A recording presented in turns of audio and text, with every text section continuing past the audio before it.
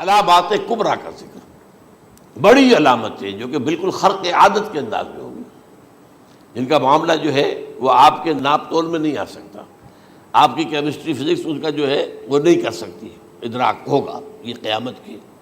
ان میں نمبر ایک کیا ہے؟ ایک بہت بڑا دھواں آئے گا، پوری دنیا کو لپیٹے گا۔ نمبر دو، دجال کا ظہور ہوگا، جو اپنی خدائی کا دعویٰ لے کر آئے گا اور بنوائے گا۔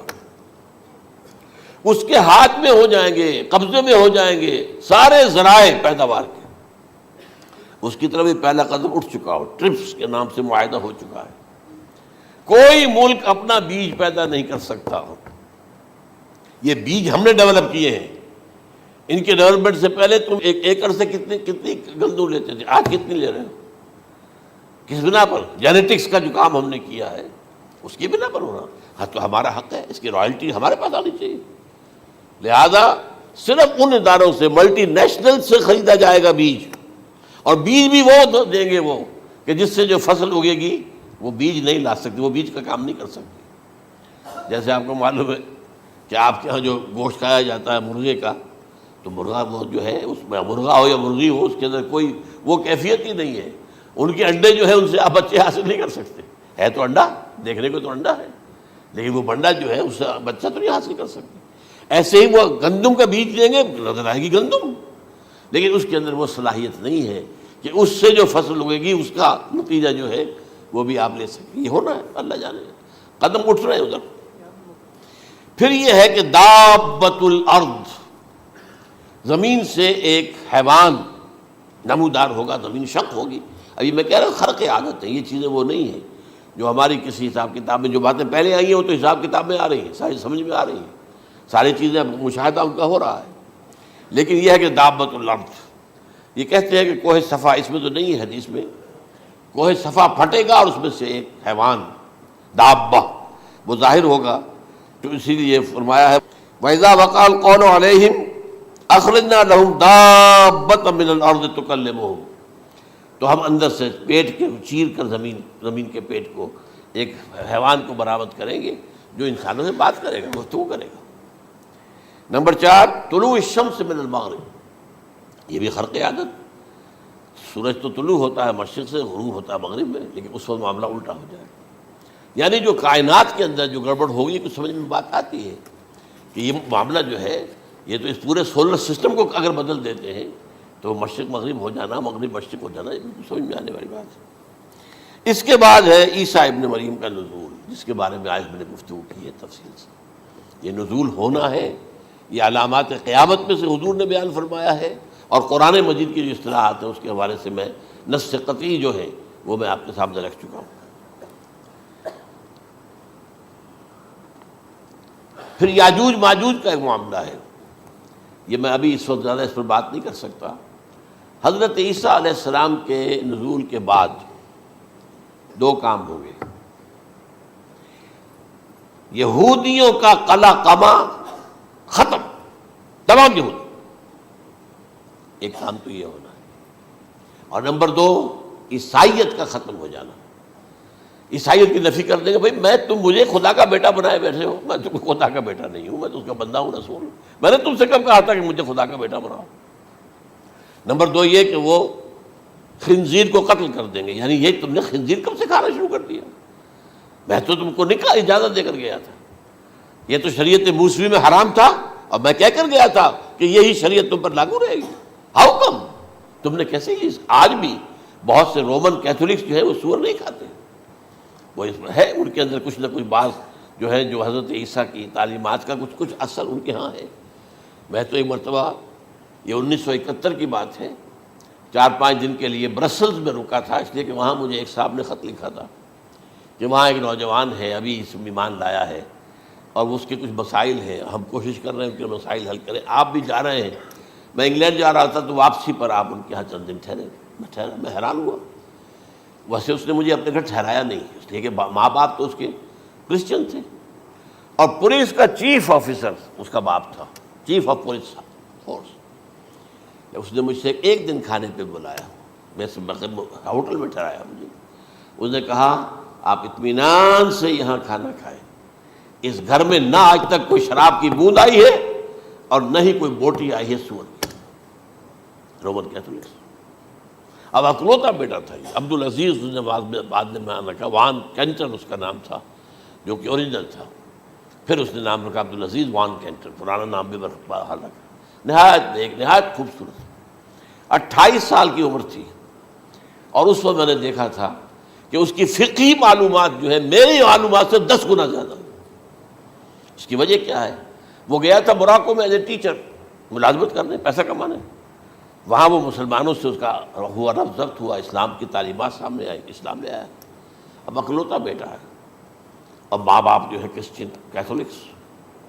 جب وہاں سے واپس آیا تو پھر کہتے ہیں کہ ہمارے درمیان ایک معاہدہ ہے، وی آر لیونگ ٹوگیدر، لیکن یہ معاہدہ ہے ہم مذہب پہ بات نہیں کریں گے، بس باقی جو بھی ہے وہ ساتھ رہ رہے ہیں. لیکن میں حیران ہوا، مجھے معلوم نہیں تھا. اچھا اس کے بعد اس نے جب اسلام کا فیصلہ کیا تو اس کے سامنے سوال آیا کون سی فقہ اختیار کروں. تو اس نے بڑی جو ہے تھورو اسٹڈی کی ہے تمام فقہوں کی، کمپیریٹو اسٹڈی. ان کو کرنے کے بعد پھر فائنل فیصلہ اس کا یہ تھا کہ حنبلی فقہ میں اختیار کروں. چاروں فقہوں میں سب سے لیٹسٹ حنبلی ہے، یعنی حنفی نمبر 1، پھر مالکی نمبر 2، پھر اس کے بعد شافعی نمبر 3، پھر یہ امام احمد ابن حنبل ہے. اور امام احمد ابن حنبل کے زمانے تک احادیث بہت بڑے پیمانے پر جمع ہو چکی تھی، جبکہ ابھی حضرت امام ابو حنیفہ کے زمانے میں کوئی اتنا زیادہ جو ہے حدیث کا بھی ذخیرہ نہیں بنا تھا. اسی پر تو لوگ حیران ہوتے ہیں کہ زیادہ حدیث امام ابو حنیفہ کے علم میں نہیں تھی، لیکن مجال ہے کہ ان کا کوئی فتویٰ جو ہے کتاب و حدیث کے، کتاب اور سنت کے خلاف ہو. اگرچہ انہوں نے صاف کہا کہ اگر تم پاؤ کوئی ایسی سچی حدیث، پختہ حدیث جو میری کسی رائے کے خلاف ہو تو میری رائے کو دیوار پر دے مارنا اور اس صحیح حدیث کی پیروی کرنا. لیکن ویسے اس کے بعد یہ کمال یہ ہے کہ بہت ہی کوئی شاذ معاملہ ہے کہ جس میں ان کا کوئی فتویٰ وہ کتاب و سنت کے منافی ہو یا سنت کے منافی ہو. کتاب پہ تو سوال پیدا نہیں ہوتا، کتاب تو ساری ان کے سامنے موجود تھی.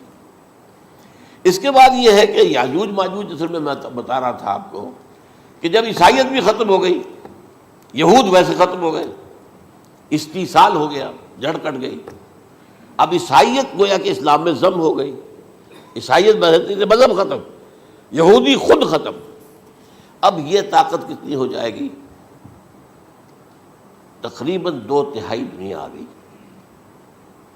تمام اب عیسائی 2 ارب کے قریب ہیں، 1 ارب 90 کروڑ ہوں گے، یا مسلمان بھی 1 کروڑ 50-60 لاکھ ہیں. دونوں کو جوڑ لیجیے کتنے ہو گئے؟ 6 ارب کل آبادی ہے. لیکن اس کے بعد آتا ہے یاجوج ماجوج کا خروج. یہ یاجوج ماجوج میرے نزدیک چائنا اور رشیا ہے. ان کی مجموعی طاقت اتنی ہوگی اور یہ اس طرح آئیں گے ہر اونچائی پر سے اترتے ہوئے، پھسلتے ہوئے. جیسے 1962 میں جب وار ہوئی تھی بٹوین چائنا اینڈ انڈیا 1962 میں، تو وہ اس وقت کا نقشہ جو آج بھی اخبارات میں پڑھتا تھا تو یہاں waves after waves of Chinese soldiers were coming down the slopes of Himalayas. یہ تو وہ ہے نا جن کی تعداد کا کوئی حساب نہیں ہے.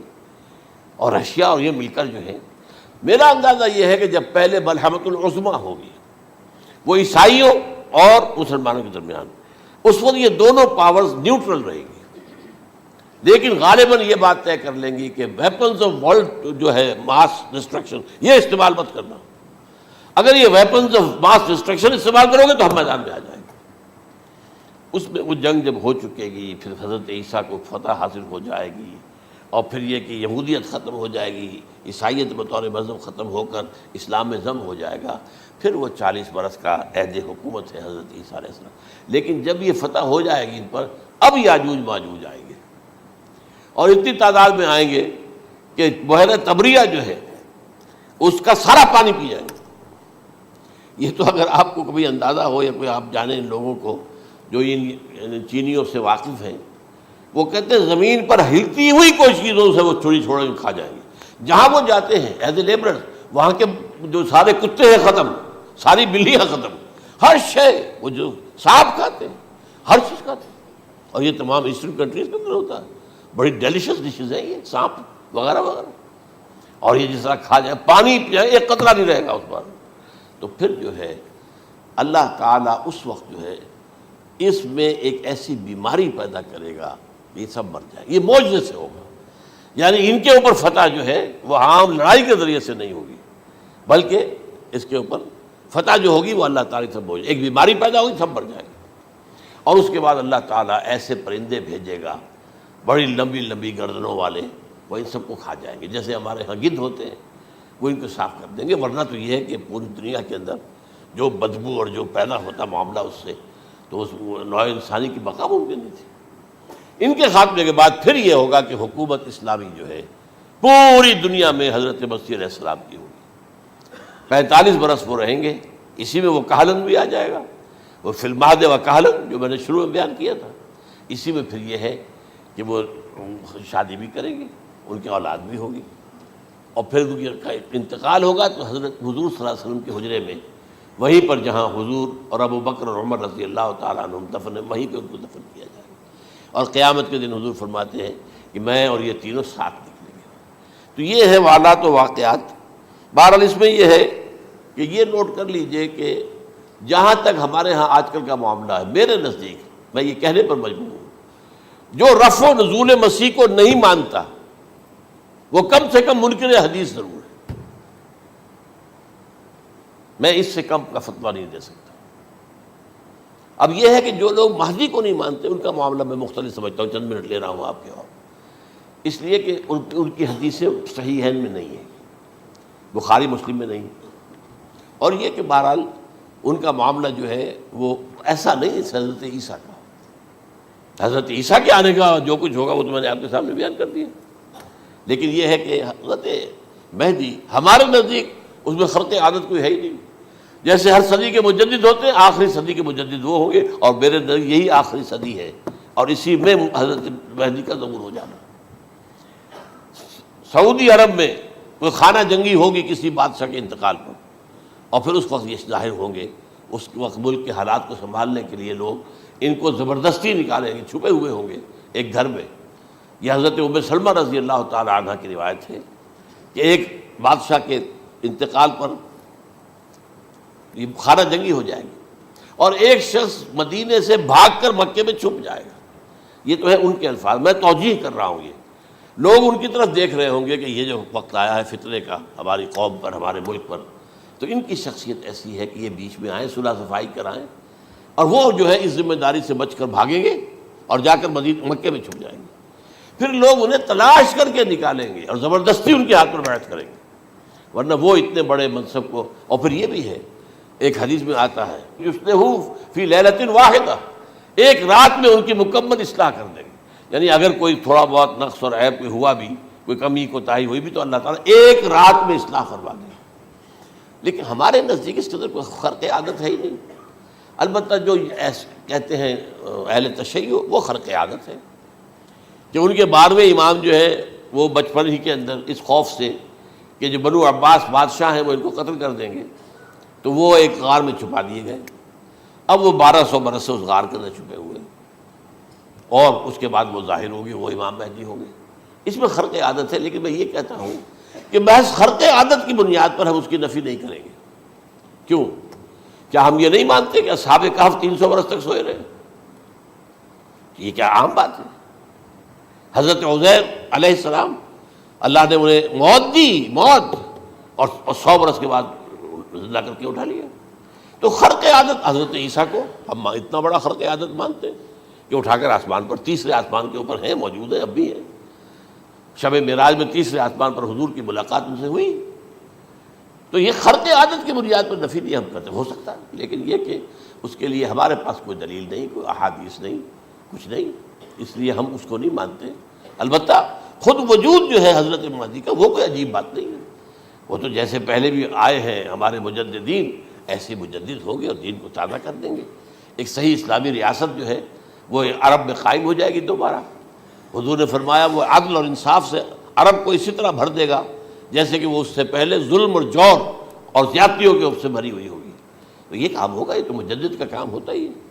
اس حوالے سے لیکن بہرحال میں نے پھر بھی کہا کہ اگر احادیث کی کمزوری کی وجہ سے کہ صحیح عین میں نہیں ہے، اگر کوئی شخص انکار کرے تو مجھے کوئی اعتراض نہیں ہے، ٹھیک ہے، لیکن جو حضرت عیسیٰ کے رفع سماوی اور حضرت عیسیٰ کے نزول کا انکار کرتا ہے وہ کم سے کم، میں انہیں اور آگے کوئی فتویٰ نہیں دیتا کہ وہ کافر ہو گئے یا یہ ہو گیا یا وہ ہو گئے، لیکن منکر حدیث کے لائن میں تو وہ لازماً کھڑے ہو گئے۔